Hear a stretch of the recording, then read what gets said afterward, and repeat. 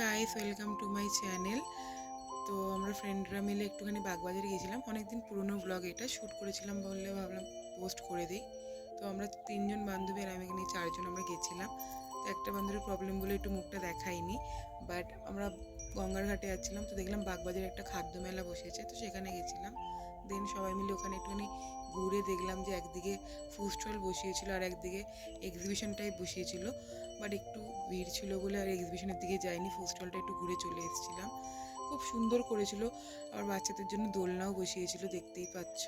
তো খুব সুন্দর একটা ফেস্টিভ্যাল মতন করেছিল, ভালো হয়েছিল।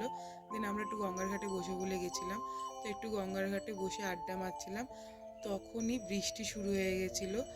দেখতেই পাচ্ছ কত হাওয়া দিচ্ছে।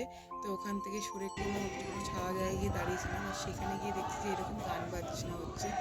বৃষ্টির ওয়েদারে এরকম সবাই মিলে গান বাজনা সবারই খুব ভালো লাগে। দেখতে পাচ্ছ কত লোক হয়েছে। এই যে গঙ্গার জল, উফ, খুবই ভালো ছিল সেই দিনকার। তারপর একটু আমরা চা খেয়েছিলাম, দেন ফুচকাও খেয়েছিলাম, বাট ক্লিপ নিতে ভুলে গেছি। তারপরে আবার আমরা টিফিন টাইমে নিয়ে গেছিলাম ওদেরকে আমি। তো ওখানে সবাই মিলে আমরা খাবার নিয়েছিলাম, একজন চাউমিন আর তিনজন রাইস। তারপর একটু সবাই মিলে খেয়ে দিয়ে তারপর বাড়ি চলে গেছিলাম। তো thanks for watching, please like, comment, share and subscribe.